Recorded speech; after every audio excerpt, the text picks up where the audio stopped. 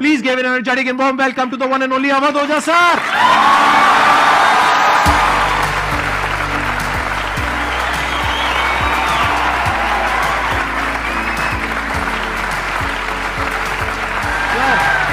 Hello sir, क्या हाल चाल?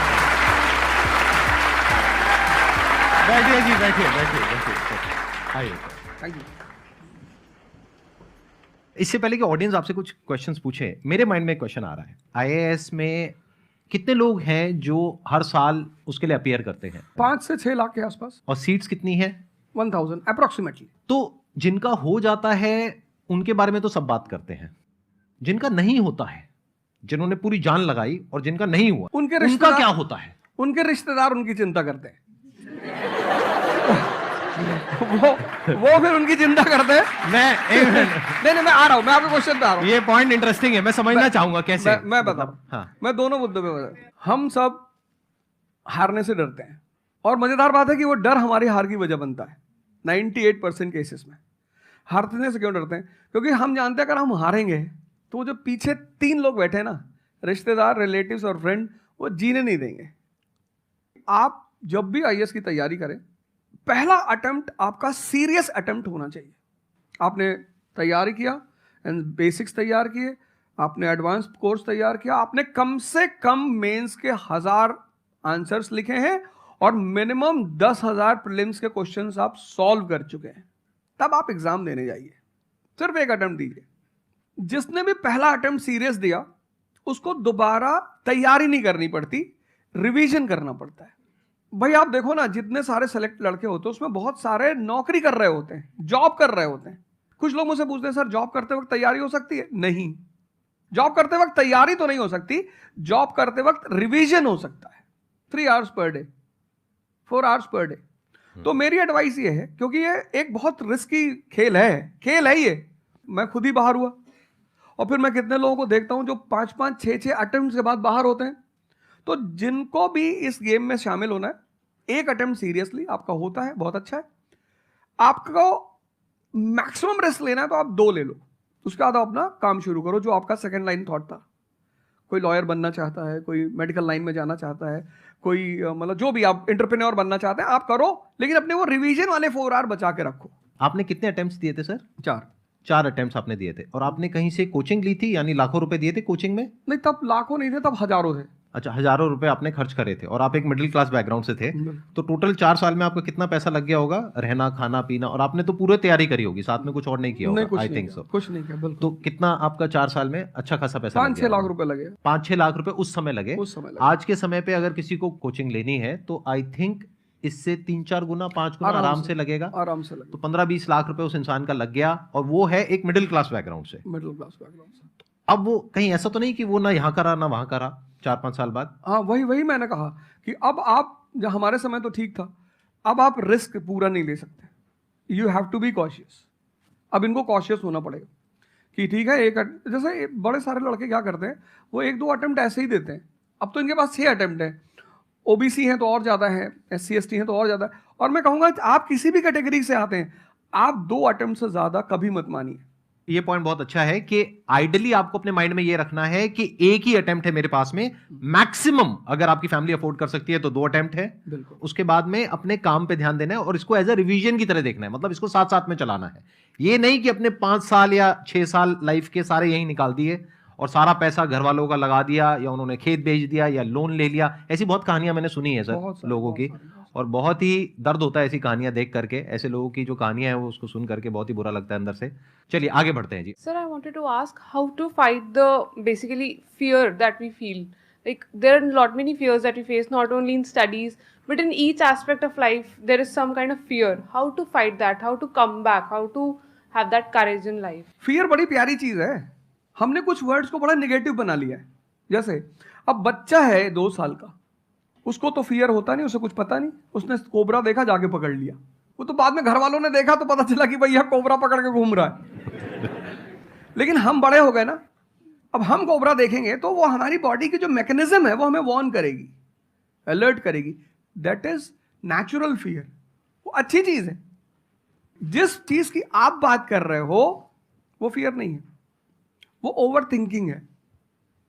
आज का जो युवा है वो फियर से परेशान नहीं है, वो ओवर थिंकिंग से परेशान है।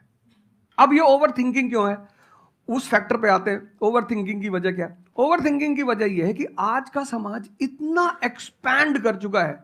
You are outside your house, तुमको तुम्हारी दोस्त मिल गई कि मैं कल लंदन से आई, क्या लाइफ है लंदन में यार, और मैं तो ये कर रही वो कर रही।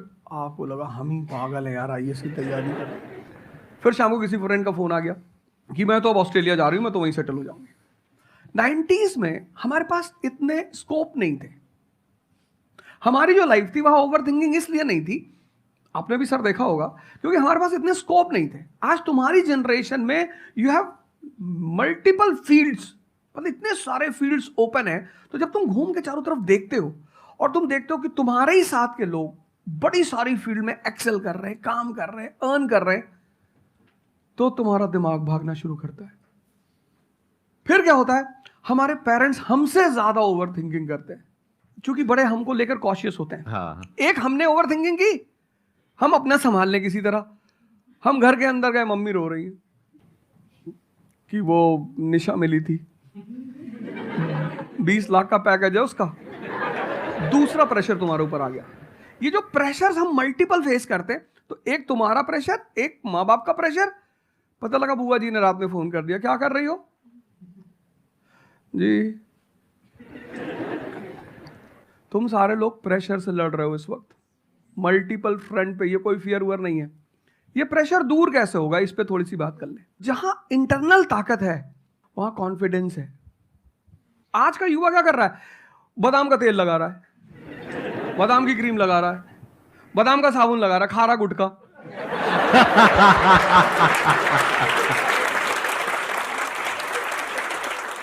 आप लोगों को चूंकि हर तरफ प्रेशर झेलना है, तो प्रेशर झेलने का सबसे अच्छा तरीका होता है इंटरनल पावर। तभी तो मैं जहां भी जाता हूं एक चीज रिपीट करता हूं, योगा करो, ध्यान करो।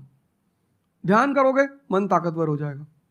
सर, आपने जैसे कि अभी बोला कि मेंटल स्टेट के लिए एक्सरसाइज करो, योगा करो।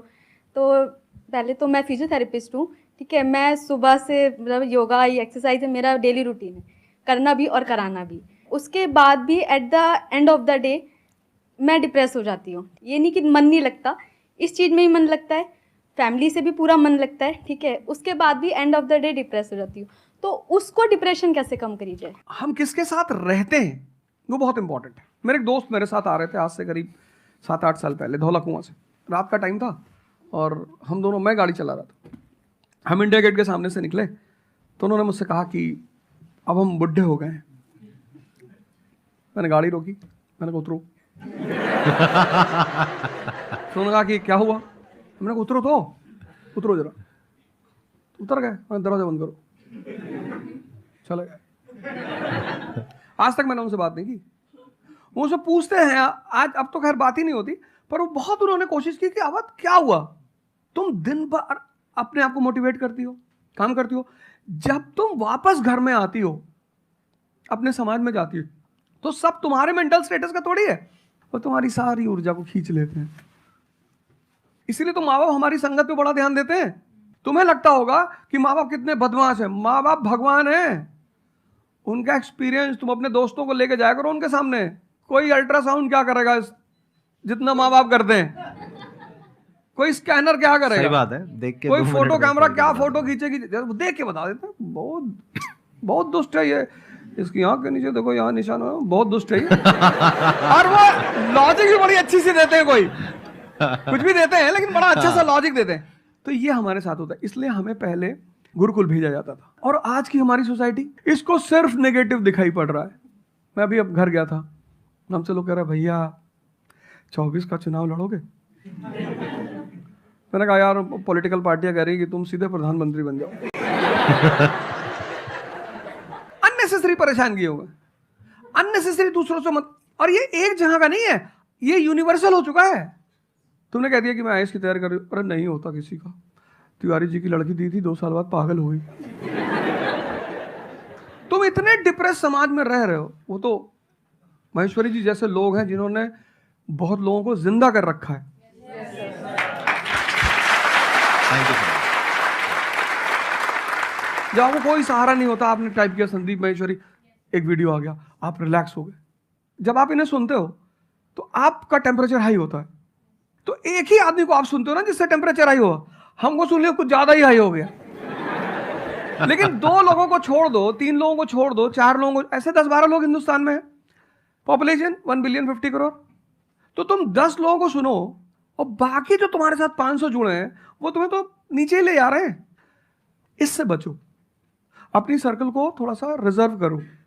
तुम किससे बात करते हो, कौन सा लिटरेचर पढ़ते हो, लिटरेचर पर ध्यान दो। जैसे मैं रश्मिरथ पढ़ता रहता हूं, खाली हुआ, प्रसादों के कनकाब शिखर होते कबूतरों के ही घर। ये जो बड़े बड़े मकान हैं, कभी किसी बाज को यहां रहते हुए देखा? कबूतर रहते हैं। क्या लाइन है, प्रसादों के कनकाब शिखर, कितने मतलब महलों के जो बड़े बड़े शिखर, उसमें सिर्फ कबूतर रहते हैं। प्रसादों के कनकाब शिखर होते कबूतरों के ही घर, महलों में गरुड़ न रहता है, कंचन पर कभी न सोता। कंचन मतलब सोना। लग्जरी नहीं चाहिए। तुम लोग इतनी लग्जरी चाहते हो, लग्जरी आदमी को मेंटली कमजोर बनाती है। मैं आश्रम में था, मैंने ज्यादा खाना खा लिया। मेरा एक नियम है, नो एक्सरसाइज नो फूड। मतलब अगर मैं एक्सरसाइज नहीं करूंगा तो मैं खाना नहीं खाऊंगा। वहां एक बाबा जी, वो प्रेम में उन्होंने घी पे घी डालते चले, मैंने खा लो। फिर वो हुआ कि भाई यहाँ घूमेंगे, चारों तरफ जंगल है, डरा दिया इन लोगों ने। एक बार एक भालू एक आदमी की टांग काट के ले गया। अरे मैंने कहा आज कोई भालू नहीं आएगा, मैं जाऊंगा। फिर मैंने 4-5 लोगों को तैयार किया अपने साथ, उनको थोड़ा मोटिवेट किया कि जंगल में घूमने से ऑक्सीजन लेवल बढ़ता है। वो लोग भी तैयार हो गए कि चलो। तो हमारे साथ एक साहब अमेरिका से आए हुए थे, वो भी वॉक करने निकले, बोले हम भी चलेंगे। मैंने कहा भाई साहब क्यों जा रहे हो? कहते हम भी चलेंगे। मैं उनका नाम नहीं लूंगा। 1 किलोमीटर के बाद उन्होंने मुझसे कहा मेरे बैग में यहाँ बहुत पेन हो रहा है। 1 किलोमीटर। तुम लोगों ने पता है अपने आप को कष्ट देना छोड़ दिया है। You are dying for luxury, you have become weak physically and mentally. थोड़ा थोड़ा सा कष्ट दो अपने आप को, थोड़ा टेम्परेचर हाई रखो, थोड़ा बड़े टेम्परेचर वालों के साथ रहो। हमने अपने आप को कष्ट, हम कौन सी नॉवेल पढ़ रहे हैं? Half girlfriend. अच्छी है, अच्छी है, अच्छी, मैं ये नहीं कह रहा हूं, मैं कुछ बोल देता हूं। अच्छी है मतलब आपने पढ़ी है।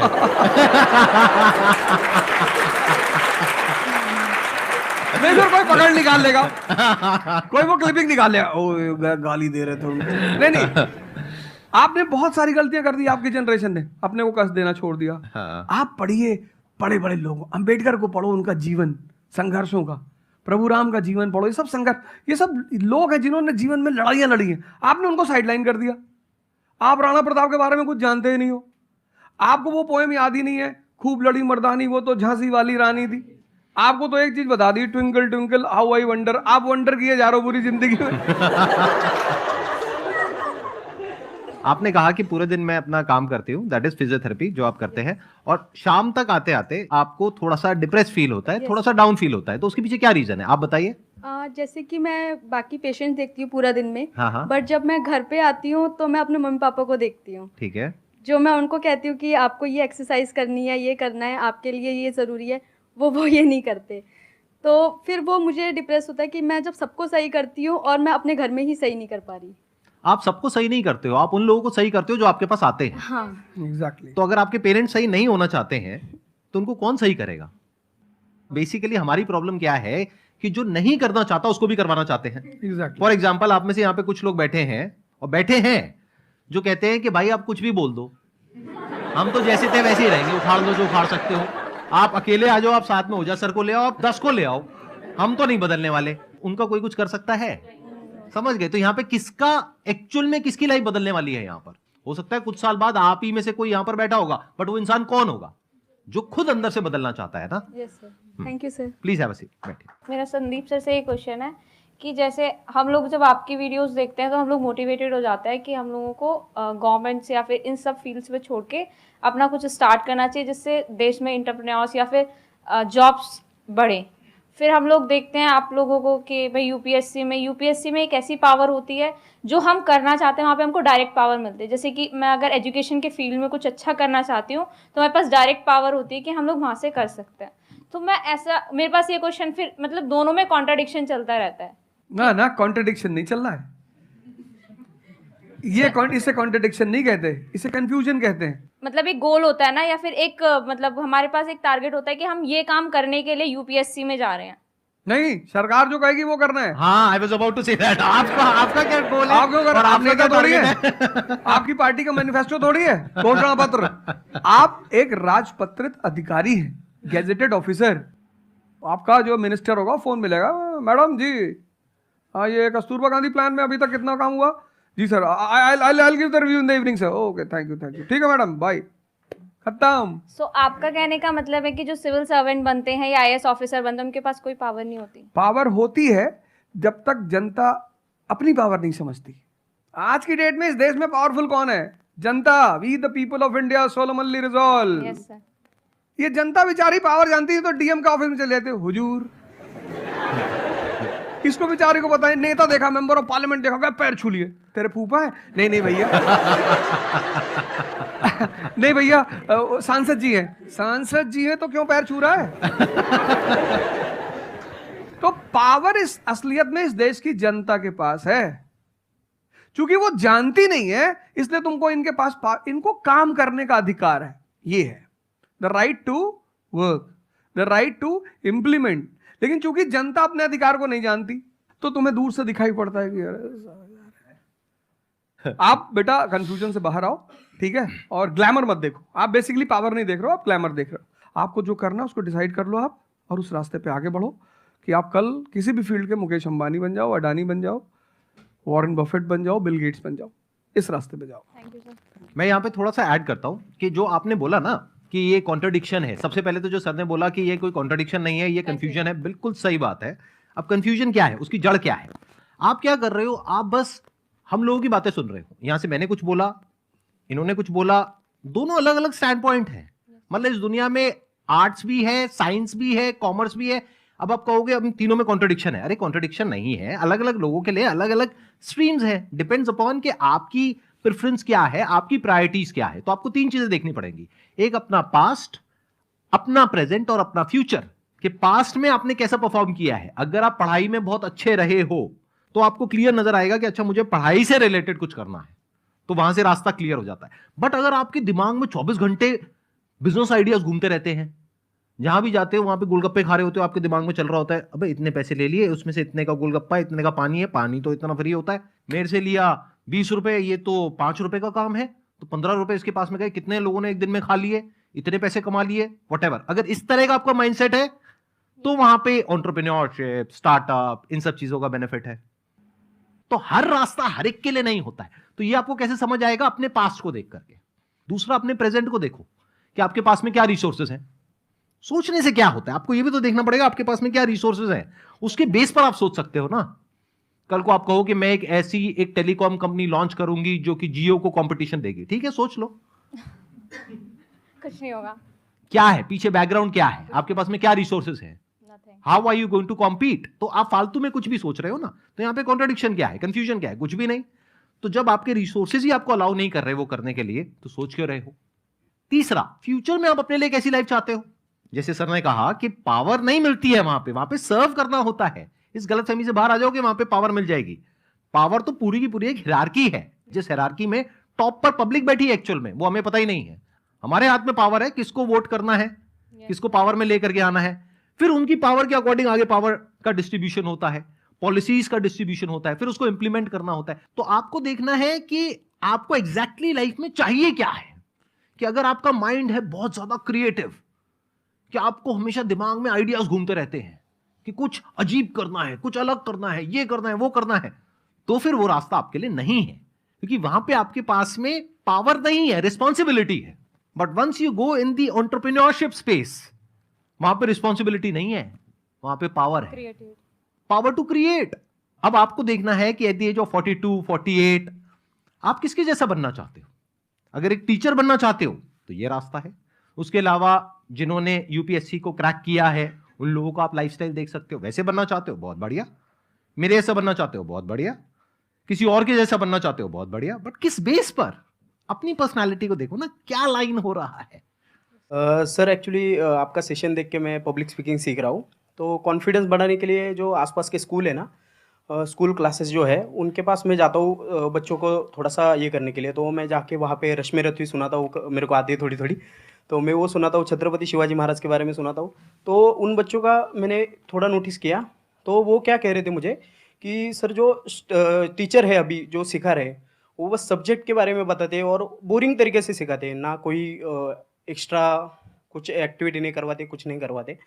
और जब ऐसा कोई एडिशनल गेस्ट आता है जो कुछ एडिशनल सिखाता है तो उनका माइंडसेट थोड़ा चेंज होता है कि सामने वाले टीचर से भी वो वही एक्सपेक्ट करते हैं। तो मुझे कभी कभी लगने लगा है कि मैं जाके गलत कर रहा हूँ या वो टीचर का, वो स्टूडेंट का देखने का नज़रिया बदल रहा है, तो वो वहीं से वो एक्सपेक्ट कर रहा है और उनका मन वहीं पे नहीं लग रहा है वो सब्जेक्ट में। तो अभी मैं क्या काम करने के दो तरीके हैं। एक, आपको काम करना ही है, कोई ऑप्शन नहीं है। एक है आप किसी भी कीमत पे काम करना चाहते हो। जैसे मैं किसी भी कीमत पर पढ़ाना चाहता ही हूं। इसने मुझे इज्जत दिया, सम्मान दिया, प्रेम दिया। मैं एक शादी में गया था 2 दिन पहले, लोग दूल्हे उल्हे को छोड़ के मेरे पास आ गए। दूसरा बेचारा प्रोसेशन में क्या किया, हमसे मैसेज किया, वो तुम यहाँ से चले जाओ। मतलब उनके भाई ने मुझे मैसेज किया, बड़े भाई ने कहा वो यार तुम यहाँ से जाओ, शादी नहीं हो रही है। मतलब वो द्वार चार वगैरह सारा प्रोग्राम था, वो सब आ रहा है, हो जाओ सर। तो हमारा जो देश का शिक्षक है उसके मन में कोई मोटिवेशन नहीं है कि वो क्यों पढ़ाए। जैसे हमारे घर मामा आए, हमारे उनके आने पे हम बड़े खुश होते थे कि मामा आए। क्यों? क्योंकि हमें पता था कि जब जाएंगे तो पैसा देके जाएंगे। इस देश के शिक्षक को, सरकार को कुछ ऐसा करना चाहिए कि उसके मन में एक मोटिवेशन हो कि 6 बजे का स्कूल है, वो सुबह 4 बजे पहुंच जाए। कुछ ना करे इस देश की सरकार, सिर्फ उनको वीआईपी का दर्जा दे दे। फिर आप देखना, पैसा तो कौन नहीं कमा रहा है, शिक्षक सम्मान चाहता है। तो मैं अपने टीचरों से पुराने मिलता हूं, तो जैसे कहीं मिल गए वो सड़क पे, मैं खड़ा हो गया, रोक दिया सब, हाँ सर, पैर चले, तुरंत ऐसे सीना उन्हें चौड़ा कर लेते हैं कि हमारा बच्चा है जी। शिक्षक एक दुनिया की ऐसी लॉबी है जिसको सम्मान चाहिए। आप लोग कहीं भी अपने पुराने टीचरों को मिला करो, ठीक है, हो सकता है उन्होंने आपको कभी मारा हो, डांटा हो, कुछ बोला हो, लेकिन अब आप उनको थोड़ा सम्मान दे दिया करो, उससे बड़ा उन्हें फील होगा। हमारे देश के शिक्षकों के पास इनर मोटिवेशन की कमी है। कुछ लोग हैं जो इंडिविजुअल मोटिवेटेड रहते हैं, वो करते हैं कई सारे टीचर, लेकिन वो इंडिविजुअल। कुछ लोग होते हैं ना जिनको अपने धर्म का एहसास होता है, उनके लिए वो ड्यूटी नहीं होती, वो धर्म है उनका।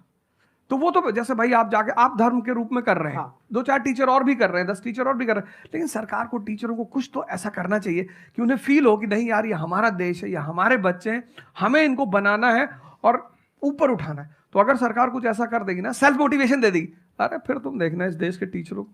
सर, इसमें आपसे बात करते करते ना मेरे माइंड में एक सॉल्यूशन आ रहा है, क्योंकि एज एन एंटरप्रेन्योर मेरे माइंड में सिस्टम्स एंड प्रोसेसेस घूमते हैं। मतलब मेरे माइंड में ये घूमता है कि कैसे एक प्रॉब्लम है उसको सिस्टम में कन्वर्ट कर दिया जाए, जो कि वो काम अपने आप हो जाए। क्योंकि ऐसे बहुत ही कम टीचर्स होंगे जो अंदर से मोटिवेटेड होंगे। तो ये थ्योरेटिकली तो बड़ा अच्छा लग रहा है सुनने में, बट हजारों में कोई एक आध होगा। बिल्कुल। तो अब मेरा स्टैंड पॉइंट क्या है कि क्या हो अगर जैसे हम ई कॉमर्स वेबसाइट्स पे जाते हैं, वहां पे प्रोडक्ट के रिव्यूज होते हैं। रिव्यू कौन देता है? जो कस्टमर है। तो टीचर का रिव्यू कौन दे सकता है? जो बाहर बैठा है उस कमरे से, वो, या जो कमरे के अंदर बैठे हैं। तो अगर कुछ ऐसा सिस्टम हो जाए, एक ऐसा प्लेटफॉर्म बन जाए गवर्नमेंट का, जहां पे सारे टीचर्स लिस्टेड हो और based upon the number of reviews and the quality of reviews उनको रिवॉर्ड दिया जाए ऑटोमेटिकली। कि मतलब जो नंबर 1 पे आया उसकी सैलरी डबल, कि अगर उसकी 50,000 है तो 1 लाख। बहुत अच्छा सोल्यूशन। और जिसके इतने रिव्यूज आए, यानी जिसके 4 स्टार या उससे ऊपर आए, उनकी सैलरी सीधा डबल हो गई। तो फिर देखो क्या मजा आता है। फिर हिस्ट्री पढ़ाने का जो स्टाइल है ना, वो सारे टीचर्स आएंगे अवध ओझा सर के चैनल पर और आकर के सीखेंगे भाई क्या कहानी है ये, ऐसे कैसे पढ़ाएं कि बच्चे दीवाने हो जाए। और फिर अपने आप को अपग्रेड करेंगे। नहीं तो अपग्रेड करने की मोटिवेशन कहाँ है? जैसे एक एंटरप्रेन्योर होता है, उसके पास में तो मोटिवेशन होती है कि अगर मैंने अपने जो भी प्रोडक्ट है, सर्विस है या काम है, उसको अपग्रेड किया तो करते ही मेरे को इमीडिएट रिवॉर्ड मिलेगा। जैसे सेल्स टीम में अगर आप कहीं पर काम करते हो, कितने लोग सेल्स डिपार्टमेंट में है, अलग अलग कंपनी में जो जॉब कर रहे हैं, तो सेल्स में इंसेंटिव का एक सिस्टम होता है। तो वहां पर क्लियर पता होता है कि मैंने ये टारगेट अचीव किया तो ये है। तो एक क्लियर कट टारगेट होना चाहिए which is measurable, not theoretical but actual, objective not subjective.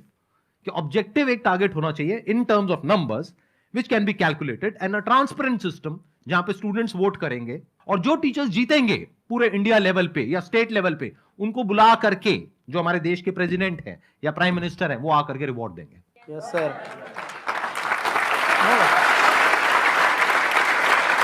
Thank you so much sir आने के लिए यहाँ पर, दिल से धन्यवाद। मुझे बड़ा अच्छा लगा आपसे बात मुझे करके। बहुत अच्छा लगा यहाँ आके। Thank you so much.